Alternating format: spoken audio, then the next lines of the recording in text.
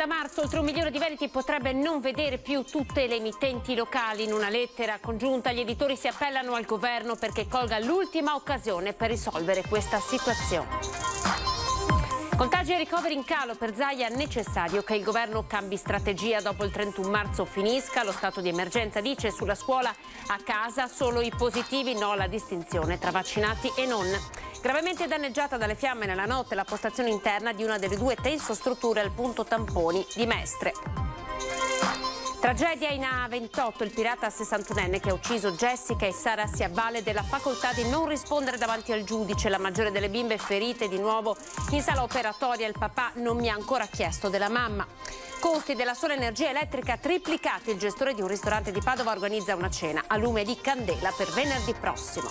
Cinema in lutto per la morte a 90 anni di Monica Vitti, icona del cinema italiano. Nel 1995 Leone d'Oro la carriera, il direttore della Mostra del Cinema, un talento straordinario. Presentato il francobollo emesso dal Ministero dello Sviluppo Economico che celebra gli 800 anni dell'Ateneo Padovano. Ben ritrovati, allora avete sentito, partiamo dallo switch off perché a partire da marzo tantissimi veneti potrebbero non vedere più le emittenti locali e così è partita una lettera congiunta da parte di tutti gli editori al governo affinché si possa mettere mano a questa complessa situazione. All'inizio di marzo, con il nuovo switch off, più di 1 milione di veneti potrebbe non riuscire più a vedere sul proprio televisore le emittenti locali. A denunciarlo è una lettera indirizzata al Ministro dello Sviluppo Economico Giancarlo Giorgetti, sottoscritta da tutte le emittenti televisive del Veneto per chiedere al governo un intervento urgente, in mancanza del quale non solo sarebbe messa a rischio la sopravvivenza delle emittenti stesse, ma anche la legittima, doverosa pluralità di informazione offerta ai cittadini.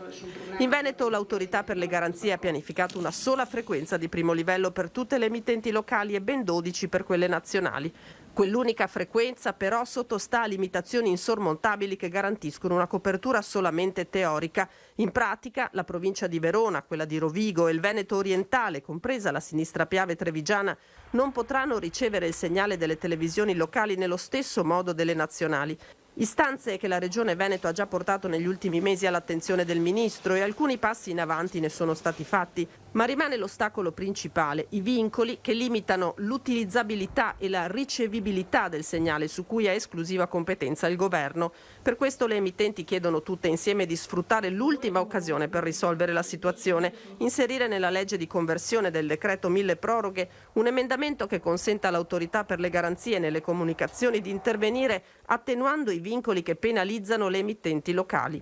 Solo così si potrà evitare che larghe fasce di popolazione debbano rinunciare all'informazione locale, con tutte le ricadute che questo avrebbe anche in termini di riduzione di investimenti e di posti di lavoro.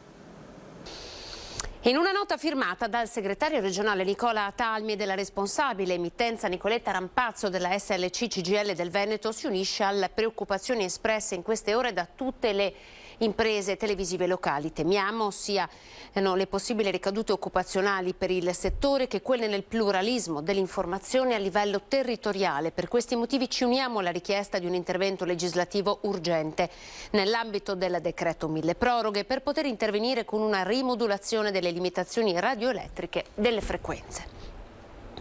Conferenza stampa del presidente Luca Zaia, tornato da Roma, ha fatto il punto sulla situazione Covid, il plateau di fatto è arrivato, la situazione secondo Zaia non è più emergenziale, potrebbe essere tolto lo stato di emergenza a partire da fine marzo. Io penso una cosa, che noi dobbiamo chiedere che le scuole restino libere, che i positivi se ne vanno a casa. Ormai il virus è endemico. Una conferenza stampa dopo più di una settimana di silenzio per l'impegno con il Quirinale e in 3 assunti il presidente Luca Zaia recupera andando dritto al punto. I dati, spiega, ci dicono che il virus è diventato endemico. Non va banalizzato certo, ma è evidente che gli effetti clinici, grazie anche ai vaccini, non sono più gli stessi. E così aggiunge.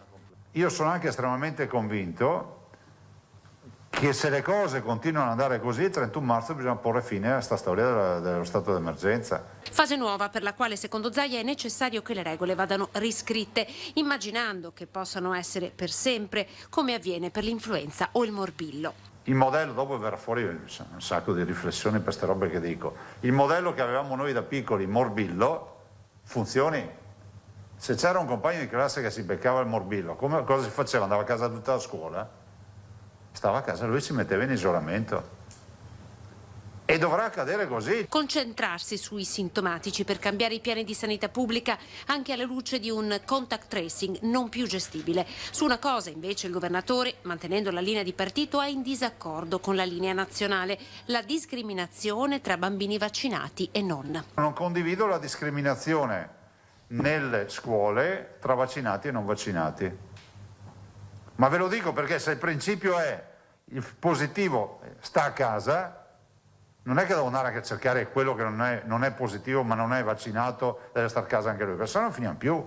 Serve dunque per Zaia concentrarsi sui sintomatici. Esclude l'ipotesi di poter arrivare a vaccinare anche i bambini sotto i 5 anni, come sembrerebbe oltreoceano Pfizer stia cercando di far autorizzare.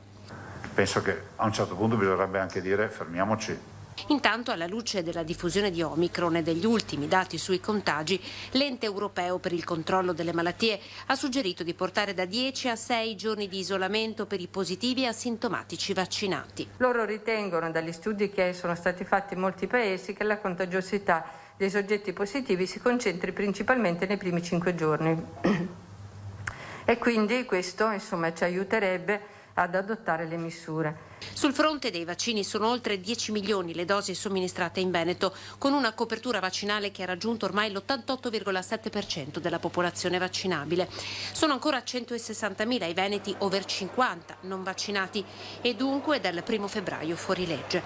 Per semplificare una procedura ancora farraginosa legata alle sanzioni, l'assessore alla sanità Lanzarin annuncia l'emendamento presentato in Commissione Salute che chiede la pratica sanzionatoria salti il passaggio delle ULS, ma rimanga in capo interamente all'Agenzia delle Entrate, che autonomamente può verificare se il cittadino è in possesso o meno di esenzione dall'obbligo vaccinale per motivi di salute. Intanto la notte scorsa è stata gravemente danneggiata dalle fiamme la postazione interna di una delle 2 tensostrutture al punto tamponi di Piazzale Giustiniani. Le autorità competenti stanno svolgendo tutte le opportune indagini sulle cause scatenanti.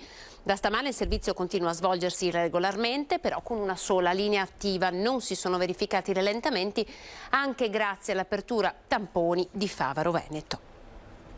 L'indagine in A28, interrogatorio di garanzia, oggi per l'imprenditore arrestato, rimasto in silenzio davanti al giudice. Martedì l'autopsia sulle 2 vittime. Intanto questa mattina la maggiore delle bimbe ferite è stata nuovamente operata. Ce lo racconta il papà. Il nostro assistito ha preferito avvalersi della facoltà di non rispondere, dichiarando apertamente al giudice che anche lui ha necessità di comprendere bene l'accaduto e di metabolizzarlo prima di potersi esprimere in senso compiuto, insomma, rispetto a quello che gli viene contestato, che è veramente un macigno. È dunque rimasto in silenzio davanti al GIP di Pordenone Giorgio Cozzarini, l'imprenditore bulgaro di 61 anni, Dmitry Traikov, arrestato per aver provocato l'incidente in A28 in cui hanno perso la vita le cugine Sara Rizzotto e Jessica Fragasso. È provato da un punto di vista emotivo, ma non ha ancora compreso bene quello che gli è accaduto, insomma, non sa darsi nemmeno lui una spiegazione né sulla dinamica né su quello che è successo. Ovviamente il suo pensiero va anche a chi ha avuto la peggio, purtroppo, siamo nell'ambito di un reato colposo, per cui non è che lui volesse ciò, ma purtroppo è accaduto, non ha voluto avere esternazioni così di empatiche rispetto ai familiari, così, perché reputa che sarebbero fuori luogo in questo momento, aspetterà il momento opportuno. Il giudice non ha ancora sciolto la riserva sulla richiesta della procura di confermare la custodia in carcere dell'indagato, ma è probabile che la accolga. Quanto all'accusa di guida sotto l'effetto dell'alcol, la procura ha incaricato la dottoressa Michela Frustaci di verificare se il 61enne fosse già ebbro prima dell'incidente o abbia bevuto in un secondo momento in seguito allo shock. A 2 ore dal sinistro il tasso nel suo sangue era di 1,51, 3 volte il consentito. Le famiglie delle 2 vittime intanto attendono il nulla osta per la sepoltura sepoltura con un funerale unico, ma su entrambe è stata disposta l'autopsia fissata per martedì 8 febbraio.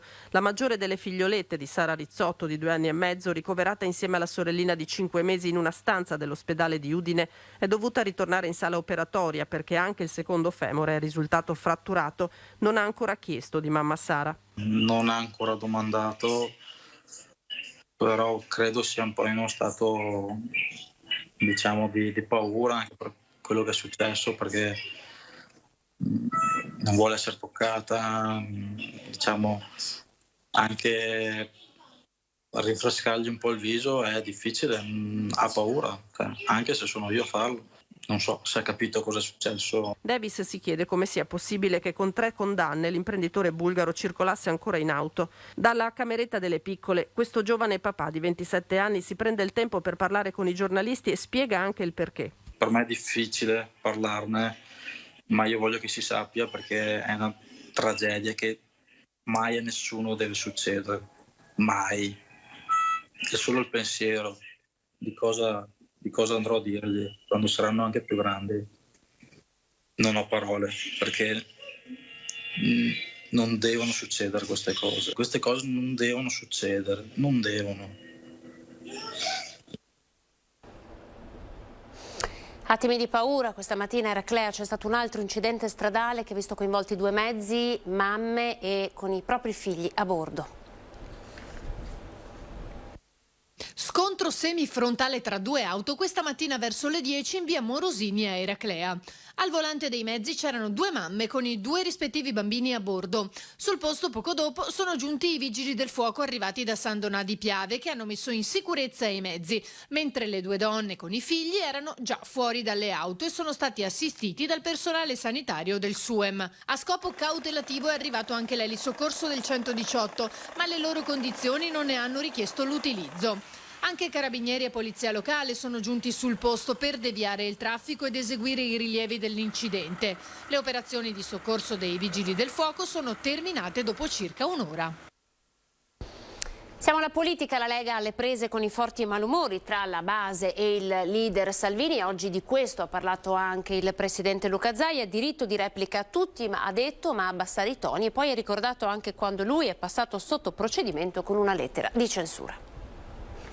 Diciamo che se tutti abbassassimo un po' i toni, si sentirebbe di più la voce.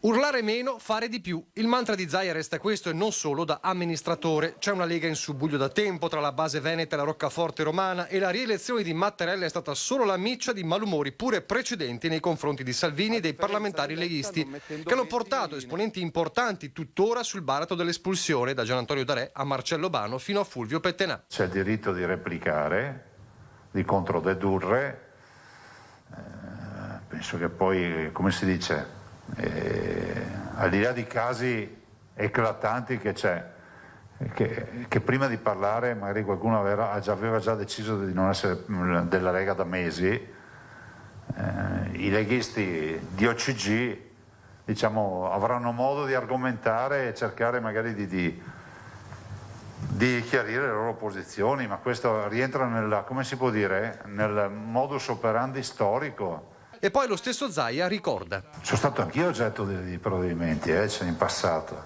Sì, anni fa, tanti anni. Mi hanno mandato una lettera una volta, non ricordo neanche più, so che mi arrivò una lettera di censura. Non ho dormito di notte.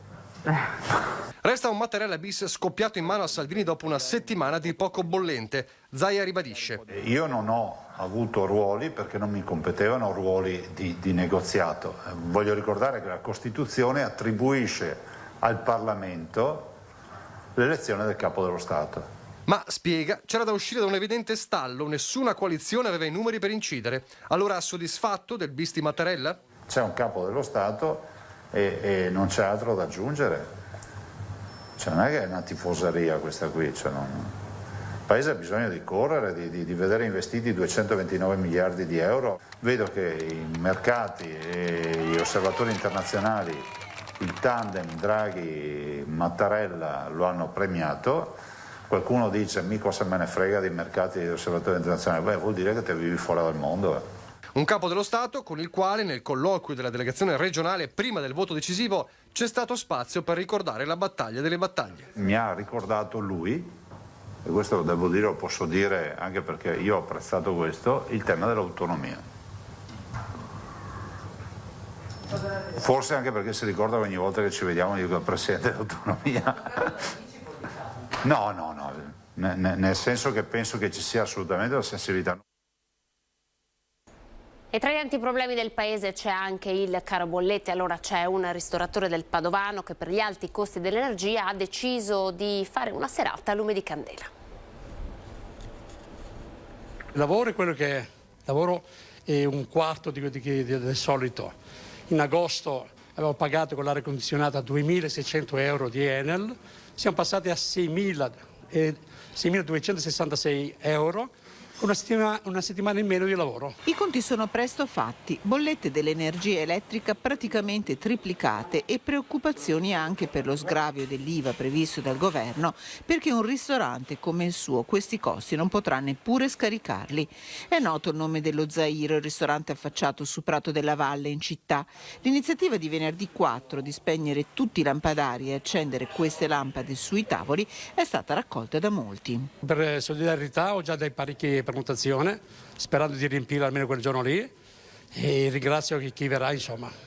Ecco, fare una cena a lume di candela potrebbe essere anche una bella iniziativa. Certo, dovremmo aspettare il 14 di febbraio, intanto anticipiamo per il consumo, per non avere tanto consumo di Enel. In ferie i dipendenti si tiene duro grazie ai 7 soci.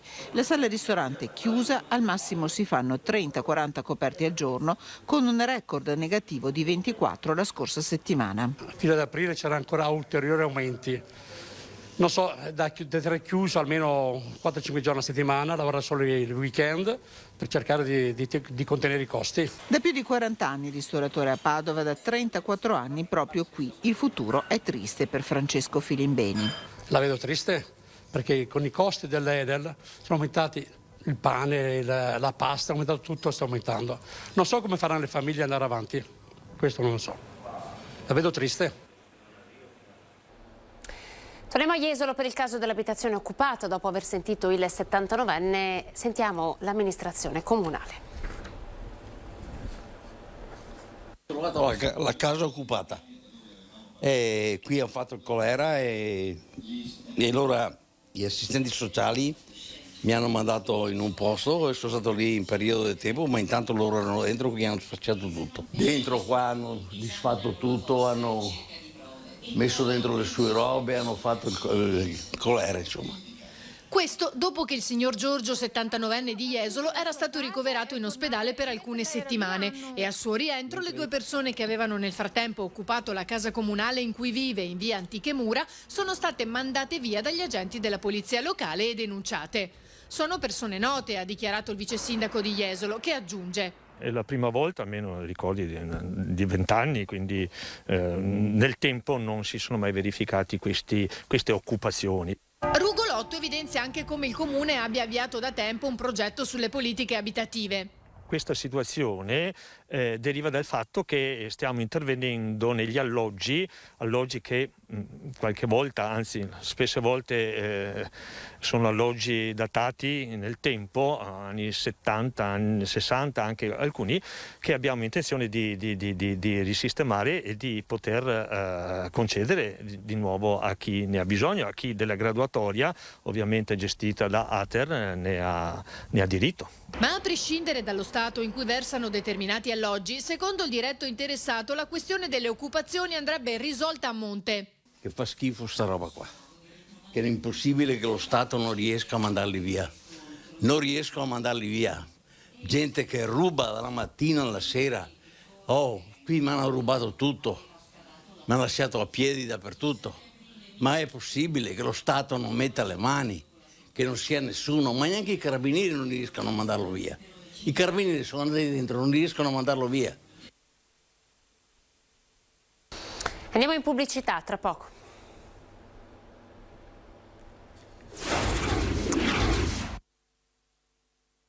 Eccoci ben ritrovati con l'informazione del Veneto. Partiamo con una bella notizia. La nuova pediatria di Padova è arrivato il via libera. Questa mattina è stata firmata la delibera. 2 febbraio 2022, con la firma sulla delibera da parte del direttore generale Giuseppe Dalben, la nuova pediatria di Padova è praticamente realtà. Il via libera dall'ANAC, che ha concluso l'attività di vigilanza sull'appalto da 61 milioni di euro dell'opera, rende il processo pressoché definitivo. Il Presidente Zaia ha fortemente voluto questo intervento, lo ha finanziato con 61 milioni e 135 mila euro, di cui appunto 46 per la costruzione, 13 per gli arredi e un altro milione, il resto insomma per la demolizione appunto di quello che è stato fatto della pneumologia. Quindi un intervento regionale molto importante che dà una risposta a Padova, al Veneto, ma anche a livello nazionale, non solo. Sappiamo che la pediatria di Padova ha una visura internazionale. Un'opera che, tutto deve andare liscio e quasi non ci credo, si lascia sfuggire dal Ben, potrebbe essere completata nel 2024. Adesso partono i 35 giorni del periodo previsto dalle normative per eventuali ricorsi o osservazioni e poi finalmente potremo firmare il contratto se tutto va bene. Da lì partirà appunto la vera e propria costruzione della pediatria. Una palazzina di 8 piani, 15.000 metri quadrati, 168 posti letto per i bambini malati che finalmente vedranno riconosciuti tutti i loro diritti all'affetto della famiglia, al gioco, alle cure migliori che la pediatria di Padova riesce a dare. A sottoscriverlo Giorgio Perilongo e Liviana D'Adalt, medici volto di questa realtà che conta 600 persone cariche di umanità e professionalità. Vale per tutti credere di più ai fatti che alle parole. Bene, la realizzazione della pediatria è il primo fatto che testimonia che questa direzione, che la Regione, gli assessorati, ma la città e le università hanno preso con determinazione la strada di realizzare questa futura realtà che sarà il polo della salute di Padova. È un fatto certo. Una nuova pediatria frutto di una storia secolare a servizio della salute dei più piccoli. Il primo insegnamento universitario della pediatria fu attivato qua a Padova ancora nel 1882 e 7 anni dopo, nel 1889, fu aperta la prima clinica universitaria di pediatria. Questo dà il senso di quali sono le radici su cui si fonda quello che è la pediatria odierna qui a Padova.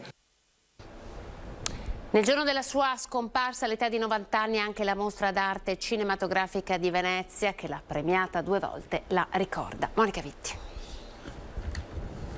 La notizia della morte di Maria Luisa Cecciarelli, per tutti semplicemente Monica Vitti, piomba su Ca' Justinian, sede della Biennale di Venezia, mentre è in corso la presentazione della prossima Biennale d'arte, come un macigno. Il ricordo del direttore della Mostra Internazionale d'Arte Cinematografica di Venezia, Alberto Barbera, che sceglie le nostre emittenti per il suo personalissimo omaggio. La prima cosa che viene in mente, riflettendo su questa perdita dolorosissima per il nostro cinema, è la simpatia di Monica, una simpatia irresistibile, alimentata da un'ironia straordinaria che è sicuramente l'elemento determinante della sua capacità di essere anche una grande attrice comica. Anche se la sua carriera in realtà è divisa in 2 parti, Monica ha avuto una sorta di doppia vita. La prima è legata al sodalizio con Michelangelo Antonioni, il regista che la scoprì e ne intuì le potenzialità di attrice drammatica, la fece protagonista di 4 film. A Venezia Monica Vitti venne premiata 2 volte. Il Deserto Rosso, dove era protagonista, conquistò grazie a lei il Leone d'Oro nel 1964 come miglior film. Poi nel 1995 Venezia la premiò con un meritatissimo Leone d'Oro alla carriera. Dopo la rottura con Antonioni emerse invece la vena comica di Monica Vitti, altrettanto straordinaria, e le tantissime commedie molto divertenti che Monica ha fatto, insomma, non possiamo dimenticarle, e ci hanno rivelato un volto inaspettato, segreto, ma altrettanto vitale, altrettanto potente, altrettanto riuscito della sua dimensione drammatica. Ecco, quando pensiamo a Monica Vitti pensiamo alla Ragazza con la pistola, naturalmente, pensiamo all'Avventura di Antonioni, pensiamo a Monica Vitti che nel Deserto Rosso dice: mi fanno male i capelli. È stato presentato il francobollo emesso dal Ministero dello Sviluppo Economico per gli 800 anni dell'Università di Padova. Benvenuti a tutti. Siamo nel mese di febbraio e con il mese di febbraio entriamo ancor più nel vivo delle celebrazioni per i nostri 800 anni. 1222-2022, 800 anni di storia per l'Ateneo Patavino. Se le celebrazioni per l'apertura dell'anno accademico sono slittate in avanti, probabilmente a maggio, rispetto alla storica data dell'8 febbraio, si inizia a celebrare l'università con un francobollo presentato oggi nell'aula magna del Palazzo del Bo. È un momento importante, fa parte delle celebrazioni per questi 800 anni di vita dell'Università di Padova. Abbiamo scelto di celebrarlo anche con l'emissione di un francobollo a noi dedicati e ci è piaciuto molto, ci hanno chiesto di scegliere e noi abbiamo scelto come rappresentazione il nostro teatro anatomico. In fila anche i collezionisti per il primo annullo, una tiratura di 300.000 esemplari per ricordare il primo teatro anatomico del mondo, un luogo da cui la ricerca scientifica è partita e di cui l'università è da sempre custode. In 800 anni di storia avevamo più scelte, ma abbiamo scelto il teatro anatomico perché il teatro anatomico di Padova è il primo teatro anatomico permanente nel mondo ed è da lì che nasce la medicina moderna, l'osservazione, la sperimentazione diretta sull'uomo, per cui questo era un simbolo anche dell'importanza della scienza e della conoscenza. Questo era il nostro ultimo servizio, grazie per essere stati in nostra compagnia. Uno sguardo al meteo e dopo di noi TG Venezia. Arrivederci.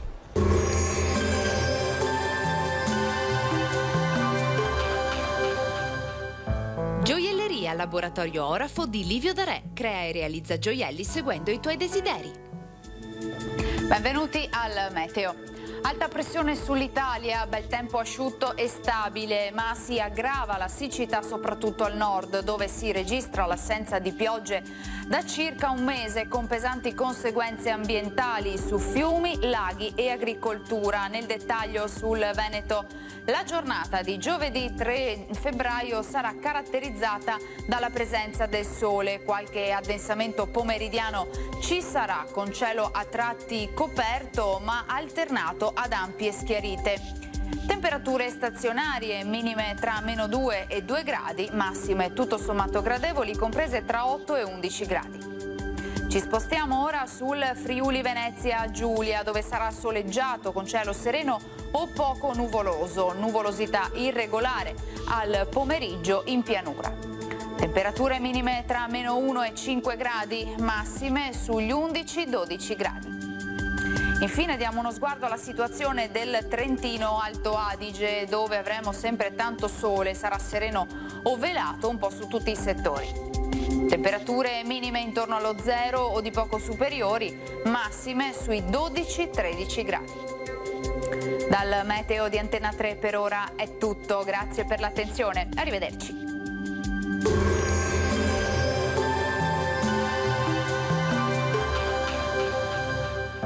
Gioielleria Laboratorio Orafo di Livio D'Arè. Crea e realizza gioielli seguendo i tuoi desideri.